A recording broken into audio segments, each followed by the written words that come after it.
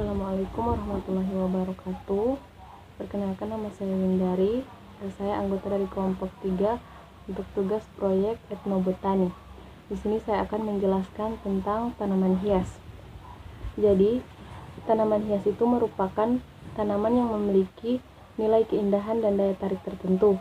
Di samping itu juga mempunyai nilai ekonomis untuk keperluan hiasan di dalam maupun di luar ruangan.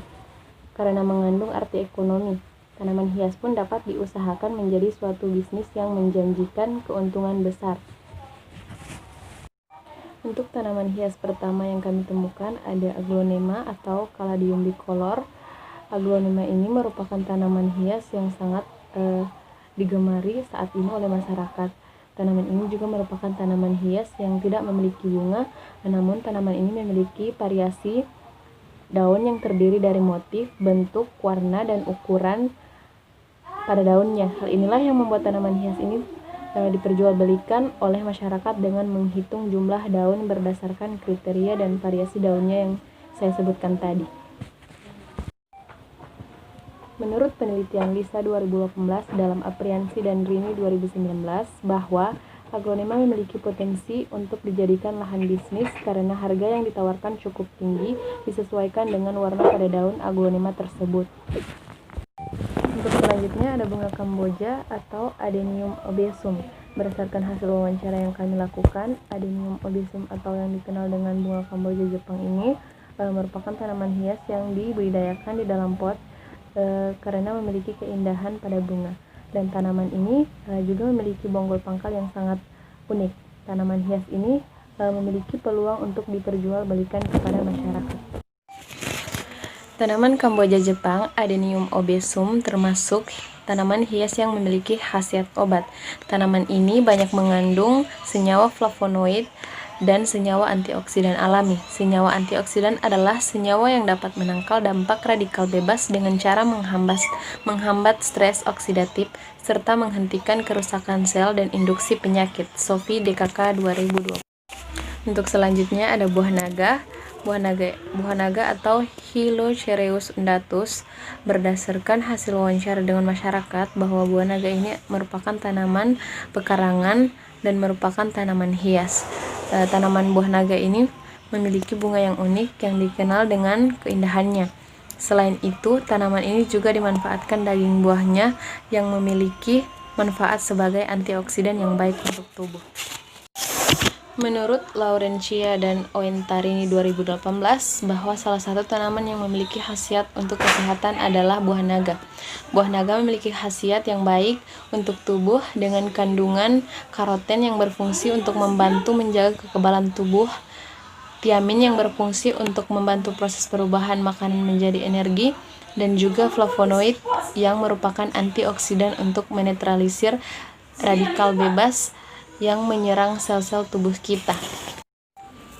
Untuk selanjutnya ada tanaman cincau atau Cyclea peltatamik. Berdasarkan hasil wawancara, tanaman cincau ini merupakan tanaman yang dimanfaatkan sebagai campuran minuman atau yang biasa dikenal dengan cincau. Tumbuh sebagai tanaman liar, tetapi ada juga yang sengaja dibudidayakan di pekarangan rumah dan tumbuh subur di tanah yang gembur. Tanaman ini merupakan tanaman yang memiliki banyak manfaat untuk kesehatan tubuh. Secara umum, kandungan cincau hijau adalah karbohidrat, lemak, protein, senyawa-senyawa lainnya seperti polifenol, flavonoid, serta mineral-mineral dan vitamin-vitamin. Di antaranya ada kalsium, fosfor, dan vitamin A serta vitamin B. Penelitian lain menyatakan bahwa daun cincau mengandung serat pektin dan aktivitas antioksidan yang sangat tinggi dalam Sabilah dan Tri 2016. Selanjutnya ada tanaman pisang atau Musa paradisiaca L. Tanaman pisang sudah tidak asing lagi di telinga, karena tanaman ini sering kita jumpai di kehidupan sehari-hari. Tanaman pisang memiliki buah yang dapat dikonsumsi untuk memenuhi kebutuhan gizi harian. Menurut Arifki dan Melissa 2019, bahwa buah pisang merupakan buah yang tidak awam lagi di masyarakat Indonesia. Buah pisang ini merupakan salah satu buah yang melimpah di Indonesia karena memiliki sifat yang cocok dengan iklim pertumbuhan di Indonesia. Selanjutnya ada bunga asoka atau Ixora Coccinea L. Tanaman Asoka ini merupakan jenis tanaman hias yang cukup populer di kalangan orang-orang yang menyukai tanaman hias atau pecinta tanaman hias. Selain berfungsi sebagai tanaman hias, bunga Asoka juga berfungsi sebagai tanaman pagar atau pembatas pagar. Manfaat lain dari tanaman ini adalah sebagai pewarna alami. Zat pewarna alami yang berpotensi untuk diekstrak diantaranya adalah antosianin.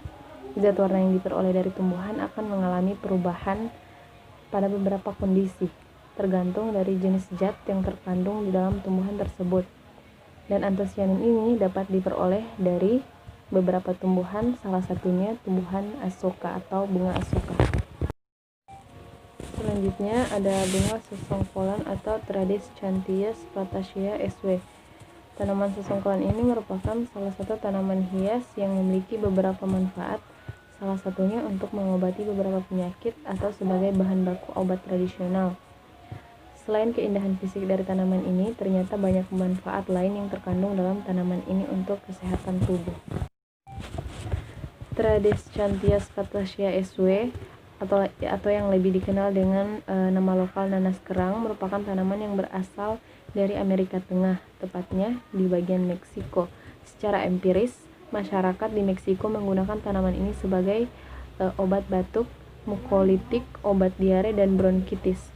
Nanas kerang memiliki kandungan senyawa kimia seperti kalsium oksalat, amidalin, dan lemak pada daun dan batang.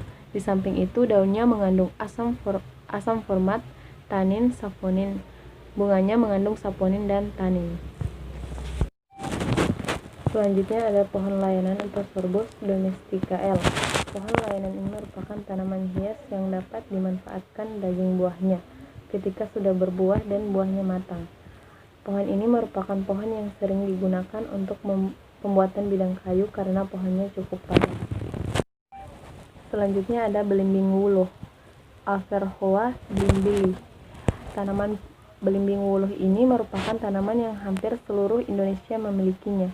Tanaman ini memiliki banyak manfaat untuk kesehatan tubuh manusia. Salah satu manfaatnya adalah dapat menyembuhkan berbagai macam penyakit seperti batuk, tifus, malaria, penyakit kardiovaskular, dan juga infeksi kulit.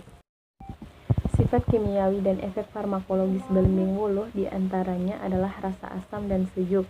Sifat bawaan ini berkhasiat menghilangkan rasa sakit, nyeri, mual, memperbanyak pengeluaran empedu, anti radang, dan peluruh kencing. Batang belimbing wuluh mengandung saponin, tanin, glukoside, kalsium oksalat, sulfur, asam format. Daunnya mengandung tanin, sulfur, asam format, dan peroksida. Sedangkan buahnya secara khusus dimanfaatkan untuk obat darah tinggi. Selanjutnya ada daun bayam merah atau Euphorbia choatinifolia. Daun bayam merah atau Euphorbia choatinifolia merupakan jenis tanaman hias yang tumbuh di sekitar pekarangan rumah. Selain sebagai tanaman hias, juga dimanfaatkan sebagai obat herbal yang baik untuk kesehatan tubuh dan dapat menyembuhkan berbagai macam penyakit. Secara etnobotani, herbal bayam digunakan sebagai pembersih darah, tonik pada penyakit buang air, sebagai ascaricidae dalam sakit gigi, sakit tenggorokan, batuk, dan bronkitis. Akar, daun, dan batangnya dimakan untuk mengobati gangguan empedu dan digunakan sebagai obat pencuci perut.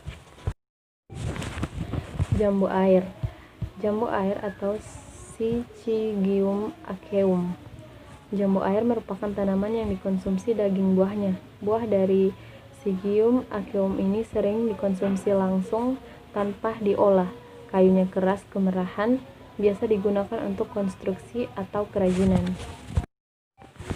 Tanaman jambu air ini atau Syzygium aqueum digunakan sebagai obat alami yang berperan dalam menyembuhkan atau memperbaiki kondisi kesehatan masyarakat. Kemudian ada bunga talas atau Diffebantia seguin. Tanaman ini merupakan tanaman hias yang biasanya ditempatkan di dalam pot. Tumbuhan Araceae ini mempunyai nilai guna yang tinggi, baik dari segi ekonomi dan ilmiah. Pemanfaatan tumbuhan Araceae oleh masyarakat diantaranya sebagai tanaman hias, sumber pangan dan obat-obatan. Dan masyarakat Bali memanfaatkannya sebagai kelengkapan upacara adat agama Hindu. Kemudian ada bunga euphorbia atau Euphorbia milih. Tanaman ini merupakan tanaman hias yang unik dengan bunga yang cantik dan batangnya yang berduri seperti tanaman kaktus. Batang Euphorbia tidak berkayu, tetapi jika tumbuh membesar akan mengeras. Bentuk batangnya ada yang bulat, ada pula yang bersudut. Batang ini ditumbuhi duri, ada yang berduri tunggal, ganda, dan duri yang berkelompok. Tanaman ini memiliki peluang untuk diperjualbelikan kepada pecinta tanaman hias. Kemudian yang terakhir ada tanaman bunga gantung. Tanaman ini merupakan tanaman hias yang berfungsi untuk menghias halaman dan pekarangan rumah. Cara membudidayakan tanaman ini adalah dengan cara menanamnya di dalam pot bunga dan biasanya digantung di sekitar teras rumah. Baik, yang selanjutnya yaitu tanaman hias lidah mertua. Berdasarkan hasil wawancara, bunga lidah mertua sangatlah bagus untuk dijadikan tanaman hias karena tingkat kehidupan bagi tanaman lidah mertua sangatlah tinggi.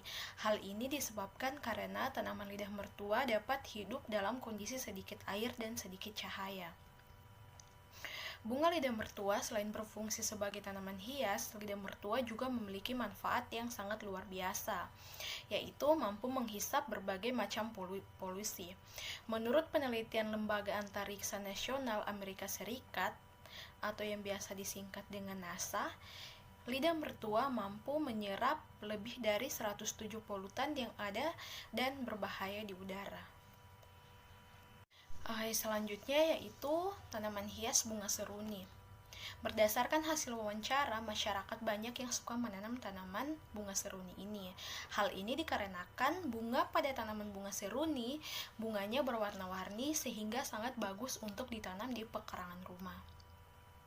Bunga seruni ini bukan hanya sebagai tanaman hias, tetapi bunga seruni juga memiliki manfaat antara lain sebagai perawatan kulit, meningkatkan kekebalan tubuh, dan mencegah osteoporosis.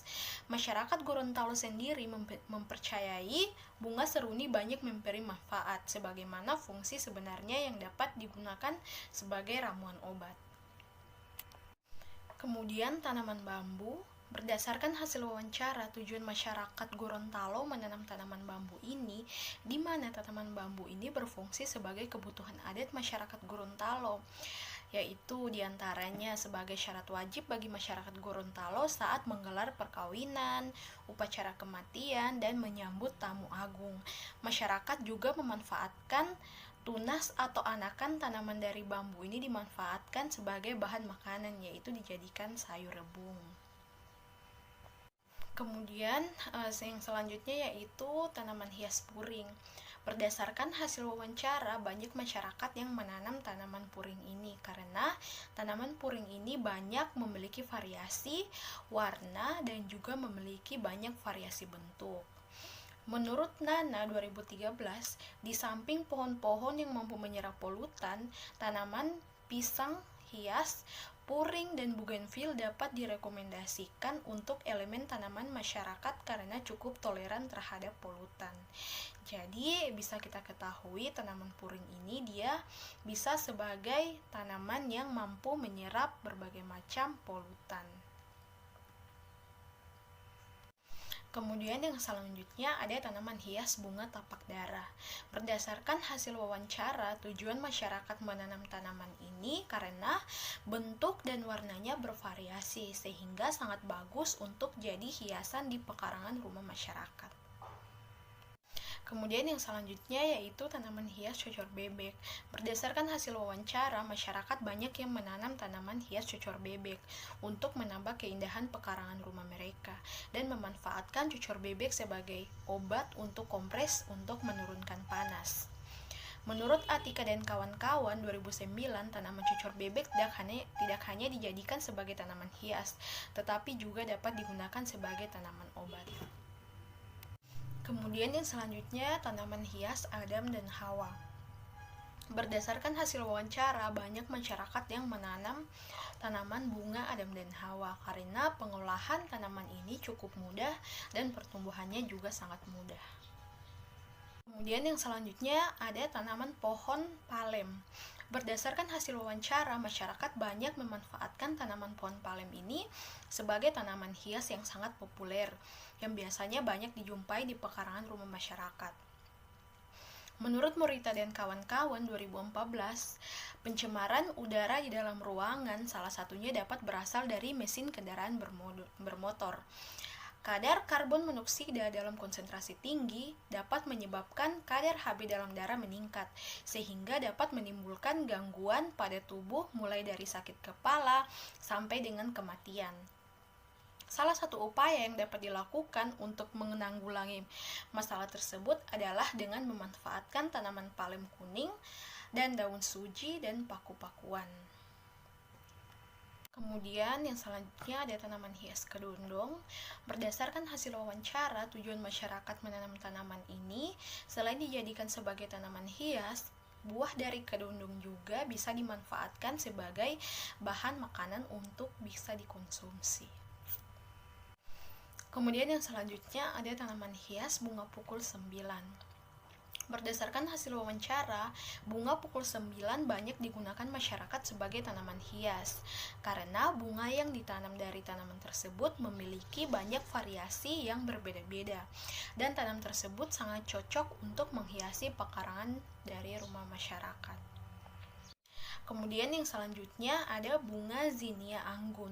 Berdasarkan hasil wawancara, bunga zinnia anggun banyak tumbuh liar di pekarangan rumah masyarakat. Hal ini dikarenakan bunga zinnia anggun dapat tumbuh dengan mudah dan menyukai tanah yang kering dan dapat sinar matahari yang penuh. Kemudian yang selanjutnya ada tanaman hias bunga mawar. Berdasarkan hasil wawancara, tujuan masyarakat menanam tanaman bunga mawar ini berfungsi sebagai tanaman hias karena warna, bentuk, dan aroma dari bunga mawar ini sangatlah bagus untuk dibudidayakan. Bunga mawar juga memiliki banyak manfaat yang belum banyak diketahui oleh masyarakat. Di antaranya adalah sebagai obat untuk mengatasi peradangan kulit dan melembabkan kulit wajah. Menurut Elvi dan kawan-kawan 2011, bunga mawar diketahui mengandung pigmen antosianin dan sebagai senyawa bioaktif yang dapat bertindak sebagai bahan penangkap radikal bebas. Yang selanjutnya ada tanaman pohon kelapa. Berdasarkan hasil wawancara masyarakat, kelapa tidak banyak ditanam di pekarangan rumah masyarakat. Hal ini dikarenakan pohon kelapa sangat tinggi sehingga kalau ditanam di pekarangan rumah masyarakat saat musim panen kelapa, maka buah kelapa bisa menimpa rumah masyarakat. Tetapi ada juga sebagian masyarakat yang pekarangan rumahnya besar, mereka menanam pohon kelapa. Manfaat dari kelapa ini, buahnya bisa dijadikan sebagai minyak kelapa, air kelapa memiliki banyak manfaat, dan buah kelapa yang belum terlalu tua bisa dijadikan sebagai bahan untuk dikonsumsi. Tanaman selanjutnya yakni tanaman rempah-rempah, di mana menurut Robi dan kawan-kawan bahwa tanaman rempah-rempah ini merupakan bagian tanaman yang bersifat aromatik dan dapat digunakan sebagai bumbu, penguat cita rasa, pengharum, dan pengawet makanan yang digunakan secara terbatas. Nah, tanaman yang pertama yakni kunyit atau nama latinnya yakni Curcuma longa. Nah, tanaman kunyit ini dari hasil wawancara yang dilakukan saat observasi merupakan tanaman yang memiliki manfaat sebagai tanaman rempah-rempah yang sering digunakan dalam masakan. Dan cara pemanfaatannya yaitu dengan cara menumbuk atau mememarkan kunyit lalu dicampurkan ke dalam suatu masakan. Nah, bagian tanaman kunyit yang sering digunakan adalah bagian rimpang. Namun selain kunyit digunakan sebagai tanaman rempah-rempah, kunyit juga banyak digunakan sebagai obat MA, penurun kolesterol, diare, nyeri haid, dan obat luka. Hal ini dikarenakan kunyit memiliki komponen aktif, yakni kurkuminoid. Kurkuminoid ini adalah komponen yang memberikan warna kuning yang bersifat sebagai antioksidan dan berkhasiat untuk hipokolesteremik, kolagogung, koleretik, bakteriostatik, spasmolitik, antihepatotoksik, dan antiinflamasi. Nah, yang berikut ada tanaman lengkuas atau memiliki nama latin Alpinia galanga. Berdasarkan hasil wawancara, ditemukan bahwa tanaman lengkuas ini bermanfaat sebagai tanaman rempah-rempah yang sering dipakai dalam sebuah masakan. Dan cara pemanfaatannya yakni dengan cara menumbuk lengkuas sampai hancur, kemudian dicampur dengan bahan rempah-rempah lainnya lalu dimasukkan ke dalam suatu masakan. Bagian tanaman lengkuas yang sering digunakan adalah bagian rimpang. Nah, tanaman lengkuas ini merupakan tanaman populer di Asia Tenggara, termasuk Indonesia, dikarenakan mengandung minyak atsiri yang bersifat antimikroba, antifungi, dan antioksidan. Tanaman lengkuas ini dapat mengawetkan makanan dikarenakan mengandung minyak atsiri tersebut sebagai antibakteri, dan hal ini dikarenakan senyawa kimia dari minyak atsiri ini mengandung gugus fungsi hidroksil dan karbonil. Nah, kemudian ada tanaman serai atau memiliki nama latin Cymbopogon citrus. Tanaman serai ini merupakan salah satu tanaman rempah-rempah yang dipakai dalam masakan, dan cara pemanfaatannya yaitu dengan cara mememarkan atau menumbuk bagian batang serai lalu dicampurkan di dalam sebuah masakan. Bagian tanaman serai yang sering dimanfaatkan adalah bagian batang, di mana batang serai ini memiliki beberapa kandungan senyawa kimia seperti flavonoid, saponin, dan tanin. Tanaman serai ini selain merupakan tanaman rempah-rempah, tanaman ini juga bisa berfungsi sebagai larvasida, di mana larvasida ini adalah golongan pestisida yang dapat membunuh serangga belum dewasa atau sebagai pembunuh larva. Hal ini dikarenakan tanaman serai memiliki kandungan senyawa kimia yang berperan dalam larvasida, salah satunya adalah flavonoid. Nah, kemudian ada tanaman jahe atau Gingiber officinale. Jahe ini bermanfaat sebagai obat sekaligus sebagai tanaman rempah-rempah dalam sebuah masakan, dan cara pemanfaatannya yaitu dengan cara membersihkan umbi jahe lalu dibakar dan ditumbuk, kemudian dicampurkan dengan air dan siap diminum. Untuk bagian tanaman jahe yang dimanfaatkan sebagai rempah-rempah adalah bagian rimpang. Tanaman jahe ini mengandung minyak atsiri, di mana zat-zat aktif dalam minyak atsiri antara lain ada sogaul, gingerol, gingeron, dan zat-zat antioksidan alami lainnya. Ini memiliki khasiat untuk mencegah dan mengobati berbagai penyakit dari yang ringan sampai yang berat, seperti masuk angin, batuk, kepala pusing, pegal-pegal, dan lain sebagainya. Nah, kemudian ada tanaman kemangi atau Ocimum basilisum. Tanaman kemangi ini dia bermanfaat sebagai rempah, obat, dan dapat pula digunakan sebagai lalapan mentah. Salah satu cara pemanfaatannya yaitu dengan mengambil daun muda atau pucuk pada daun kemangi lalu dicuci bersih. Bagian tanaman kemangi yang dimanfaatkan sebagai rempah adalah bagian daun, dan di negara Uni Eropa kemangi itu mengandung minyak atsiri. Nah, minyak atsiri ini merupakan bahan baku pembuatan parfum, kosmetik, dan obat-obatan. Selanjutnya ada tanaman pandan atau nama latinnya Pandanus amaryllifolius. Tanaman ini merupakan tanaman rempah-rempah yang sering digunakan dalam masakan guna menambah aroma wangi pandan dalam sebuah masakan. Dan cara pemanfaatannya yaitu dengan mengambil daun pandan kemudian dicuci bersih dan dimasukkan dalam masakan itu sendiri. Nah, bagian tanaman pandan yang sering digunakan sebagai rempah adalah bagian daunnya. Dan daun pandan ini mempunyai kandungan kimia antara lain alkaloida, saponin, flavonoida, tanin, polifenol, dan zat warna. Kemudian ada tanaman temulawak atau nama latinnya Curcuma santoriza. Tanaman temulawak ini merupakan tanaman rempah-rempah yang sering dibuatkan sebagai minuman herbal. Dan cara pemanfaatannya yaitu dengan cara merebus temulawak beberapa menit, kemudian yang diminum itu adalah air rebusan temulawak. Bagian tanaman temulawak yang dimanfaatkan sebagai rempah adalah bagian rimpang. Dan temulawak ini mengandung kurkuminoid sebagai zat utama yang berwarna kuning dalam temulawak. Diketahui memiliki banyak manfaat bagi kesehatan. Kemudian selain digunakan untuk pengobatan, temulawak berpeluang dikembangkan dalam industri pangan, terutama sebagai pewarna alami dalam makanan. Kemudian ada tanaman seledri atau nama latinnya Apium graveolens. seledri ini bermanfaat sebagai rempah makanan atau sebagai hiasan makanan. Dan tanaman seledri ini juga memiliki khasiat bagi kesehatan karena seledri mengandung antioksidan. Untuk cara pemanfaatannya, cukup dengan mengambil daun seledri dan mencuci bersih daunnya, kemudian dimasukkan ke dalam masakan ataupun bisa untuk menghias makanan.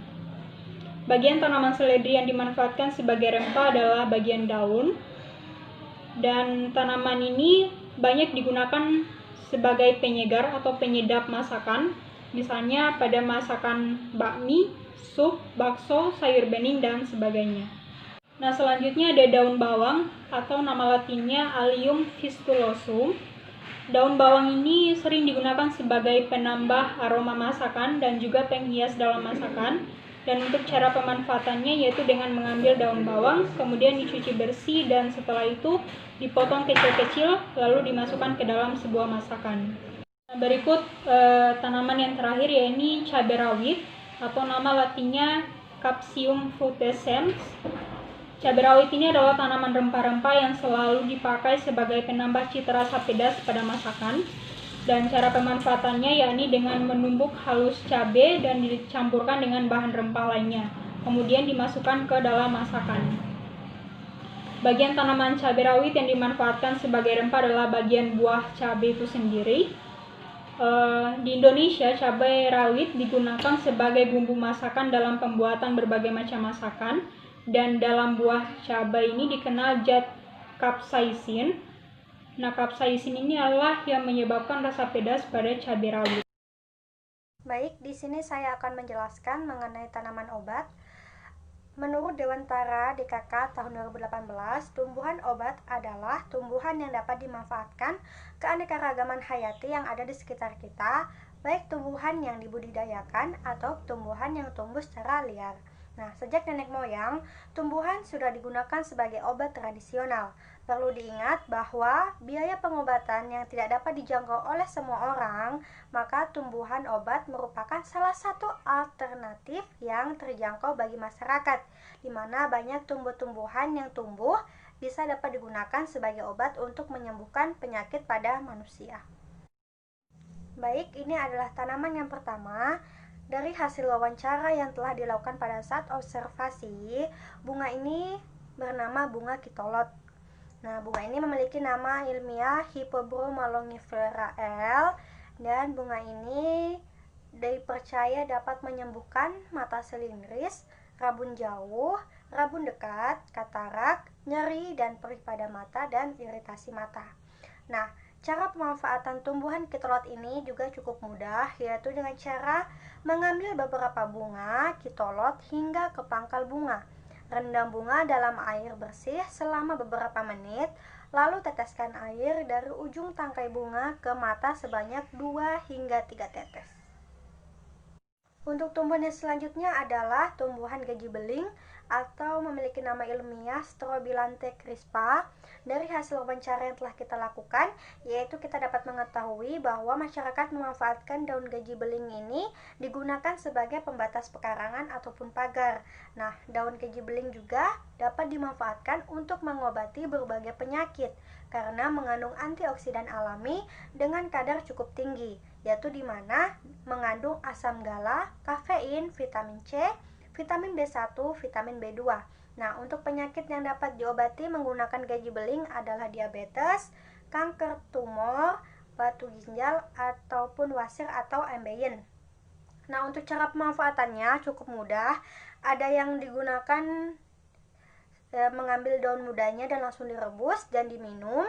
Ada pula yang digunakan untuk selanjutnya ada tanaman jambu biji, yaitu memiliki nama latin Psidium guajava L. Nah, dari hasil wawancara yang telah dilakukan pada saat observasi, kita dapat mengetahui bahwa masyarakat memanfaatkan tanaman jambu biji ini yaitu berfungsi untuk mengobati penyakit diare dan penyakit sariawan. Nah, hal ini sesuai dengan pendapat Hidayat dan Napitipulu tahun 2015 yang dimanfaatkan adalah buah dan daun yang mengandung asam ursolat, asam ulenolat, asam aumjafalat, asam pekumaram, asam ferulat, asam vanilat, asam hidroksibenzolat, dan tanin. Nah, Daun dimanfaatkan sebagai obat demam berdarah. Secara luas, daun mengandung tanin yang berguna sebagai anti diare. Nah, kajian ilmiah saat ini menjelaskan bahwa ekstrak daun jambu dapat membasmi bakteri penyebab diare seperti Salmonella typhi, Salmonella dysentery, dan bakteri Escherichia coli. Selain tanin, senyawa aktif lain yang terdapat dalam daun jambu biji adalah aldehid dan guanin. Selanjutnya adalah tanaman jeruk nipis, yaitu memiliki nama latin Citrus maxima. Dari hasil wawancara yang dilakukan, kita dapat mengetahui bahwa tanaman jeruk nipis ini dimanfaatkan oleh masyarakat untuk menjadi obat sariawan dan batuk, dikarenakan jeruk nipis banyak mengandung vitamin C. Nah, untuk cara pemanfaatan jeruk nipis itu untuk mengobati batuk, yaitu dengan cara memeras jeruk nipis dan dicampurkan dengan kecap, lalu untuk siap diminum. Masyarakat mempercayai bahwa dengan cara tersebut dapat meredakan batuk atau dapat menyembuhkan penyakit batuk. Nah, menurut Hidayat dan Napitipulu tahun 2015, kandungan ilmiah tumbuhan pada bagian jeruk nipis yang dapat dimanfaatkan ialah buah dan daun. Nah, jeruk nipis mengandung minyak terbang limonene dan linalol, flavonoid seperti poncirin, hesperidin, rofilin, dan narinin. Kandungan buahnya yang masak adalah buah juga mengandung asam sitrat, kalsium, fosfor, besi, dan vitamin A, B1, dan C. Selanjutnya ada tanaman sirih Cina, di mana tanaman ini memiliki nama lain Peperomia pellucida L. Nah, dari hasil wawancara yang telah kita lakukan pada saat observasi, kita dapat mengetahui bahwa masyarakat memanfaatkan tanaman sirih Cina yaitu untuk mengobati bisul, mengobati jerawat, radang kulit, dan mengobati luka bakar. Selain itu, sirih Cina juga dimanfaatkan untuk mengatasi bengkak, mengobati pegal-pegal, gangguan kemih, sakit persendian karena rematik, penyakit ginjal, meredakan sakit kepala pada penderita demam. Nah, cara pemanfaatan atau mengkonsumsi relatif mudah, yaitu dengan cara direbus, lalu diminum, ada juga yang ditumbuk, lalu dibalurkan atau dioleskan pada area tubuh yang mengalami luka. Selanjutnya ada tanaman pepaya atau Carica pepaya L. Dari hasil wawancara, pepaya merupakan salah satu tanaman yang berkhasiat sebagai obat. Salah satu bagian dari tanaman pepaya yang berkhasiat sebagai obat ialah pada daunnya. Daun pepaya sering dijadikan bahan olahan makanan sehari-hari. Walaupun rasanya pahit, masyarakat biasa menggunakan tanah lempung atau menggunakan jambu biji untuk mengurangi rasa pahit pada daun pepaya. Menurut Suproborini DKK tahun 2018, khasiat daun pepaya diyakini masyarakat bisa mengatasi demam, keputihan, jerawat, menambah nafsu makan, menambah air susu ibu, dan mengobati sakit gigi. Daun pepaya mengandung senyawa alkaloid, enzim papain, flavonoid, glikosid, karbosid, sakarosa, dektrosa, levulosa, benziklokasinolaat, dan tanin. Tanaman selanjutnya adalah tanaman lidah buaya yang memiliki nama latin aloe vera. Nah, masyarakat dapat memanfaatkan tumbuhan ini bagi kesehatan, yaitu di mana lendir pada lidah buaya bermanfaat bagi rambut, dapat membuat rambut menjadi lebih lembut dan tebal. Dan untuk kesehatan lidah buaya bagus untuk perawatan kulit, untuk perawatan jerawat. Menurut Suproborini DKK tahun 2018, cairan daun lidah buaya mengandung aloin emodin, gum, dan minyak atsiri.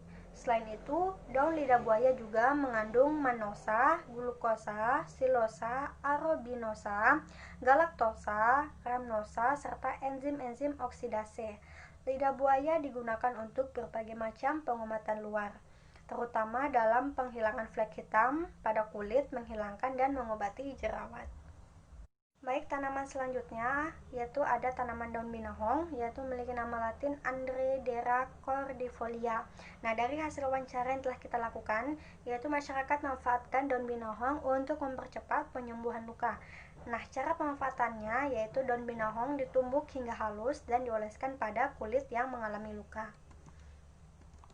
Nah, daun binahong kaya akan antioksidan, fenol, protein, dan asam ascorbat. Secara empirik, daun binahong digunakan untuk mengobati luka pada kulit, ambeien, obat batuk, darah rendah, dan disentri.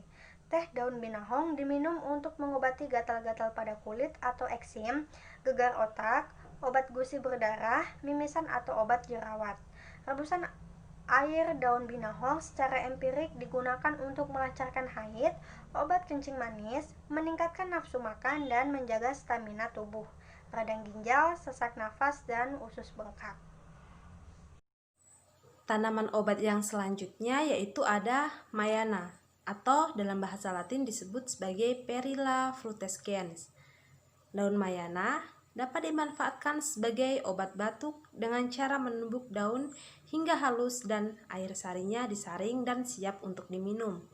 Selain itu, daun mayana juga dapat meningkatkan kesuburan reproduksi bagi wanita. Cara pengolahannya yaitu daun mayana dicampur dengan berbagai macam tumbuhan lain, kemudian direbus dan airnya diminum. Kemudian ada jarak atau Ricinus communis. Ricinus communis ini dapat bermanfaat bagi kesehatan tubuh, yaitu mampu melawan bakteri, memperbaiki kerusakan hati, menghasilkan minyak, dan mengatasi sakit gigi. Menurut Halimun, cara dan aturan pemakaiannya yaitu ambil batang jarak kira-kira 10 cm. Setelah itu, getah yang keluar diteteskan pada bagian gigi yang sakit atau gigi yang berlubang dengan menggunakan kapas atau kain steril. Dalam penggunaan 3 kali sehari, maka gigi akan menurun rasa sakitnya. Selanjutnya yaitu ada kelor atau Moringa oleifera. Menurut Wahyudi, tanaman kelor ini dapat memberikan berbagai efek kesehatan, yaitu berupa menurunkan berat badan, sebagai anti diabetes, untuk menyembuhkan mata, dan juga sebagai obat penyakit dalam lainnya. Untuk penggunaan luar, dapat menggunakan rebusan dari daun kelor untuk membasuh mata yang sedang sakit, yaitu dengan cara menyiapkan 3 tangkai daun kelor, kemudian ditumbuk dan dimasukkan ke dalam segelas air dan diaduk. Kemudian didiamkan hingga mengendap, dan jika sudah mengendap, maka airnya dapat dijadikan sebagai obat untuk tetes mata. Kemudian ada katuk atau Sauropus androgynus. Mengonsumsi sayur atau air rebusan daun katuk dapat meningkatkan kesehatan tubuh seperti menyehatkan mata, meningkatkan metabolisme, mencegah osteoporosis, dan mengatasi sembelit, serta dapat memperbanyak produksi ASI bagi ibu yang menyusui. Menurut Sadi, selain dapat meningkatkan volume ASI, mengonsumsi daun katuk juga dapat meningkatkan kandungan vitamin A dan protein ASI. Dosis yang efektif untuk meningkatkan produksi dan kualitas ASI yaitu 400 gram daun setiap harinya. Selanjutnya yaitu ada mahkota dewa atau Paleria macrocarpa. Mahkota dewa ini dapat bermanfaat sebagai obat diabetes, menurunkan kolesterol, sebagai asam urat, meningkatkan daya tahan tubuh, dan juga mencegah penyakit kanker. Cara pengolahan daging mahkota dewa yaitu daging buah mahkota dewa ini yang sudah kering direbus dengan air, kemudian air rebusan tersebut diminum sebanyak 1 kali dalam sehari. Pemberian mahkota dewa sehari sekali dalam seminggu dapat menurunkan tekanan darah dan penderita hipertensi. Selanjutnya yaitu ada sirih atau piper betel. Sirih ini memiliki banyak manfaat, diantaranya yaitu untuk menyembuhkan luka dan juga untuk menyembuhkan sakit mata. Menurut Halimun, cara penggunaan dan aturan pakai sirih sebagai obat sakit mata yaitu 3 helai daun sirih diletakkan di atas piring yang berisi air bening sebanyak 1/4 gelas, kemudian didiamkan kira-kira 1 menit. Setelah itu, air tersebut digunakan untuk mencuci mata yang sedang sakit. Cocor bebek atau Bryophyllum pinnatum. Manfaatnya yaitu sebagai obat tradisional untuk menyembuhkan sakit kepala, batuk, sakit dada, luka, dan juga penyakit kulit lainnya. Menyembuhkan demam, memperlancar haid yang tidak teratur, obat luka, serta bisul. Cara pemanfaatannya yaitu daun cucur bebek dibersihkan, kemudian ditumbuk halus dan dibubuhi pada luka, kemudian ditutup. Tanaman obat yang terakhir yaitu ada jintan atau Plectranthus amboinicus. Manfaat jintan ini untuk menghilangkan sakit, menurunkan panas, dan sebagai antiseptik. Cara pemanfaatannya yaitu daunnya dibersihkan lalu ditumbuk hingga halus, kemudian ditempelkan pada kepala, yaitu untuk mengobati sakit kepala. Dikunyah perlahan-lahan, kemudian airnya ditelan dan ampasnya dibuang, yaitu untuk sebagai obat sariawan. Menurut Lailatul, selama ini masyarakat menggunakan secara tradisional rebusan daun jintan untuk pengobatan asma, batuk, perut kembung, demam tinggi, luka, dan sakit kepala serta sariawan.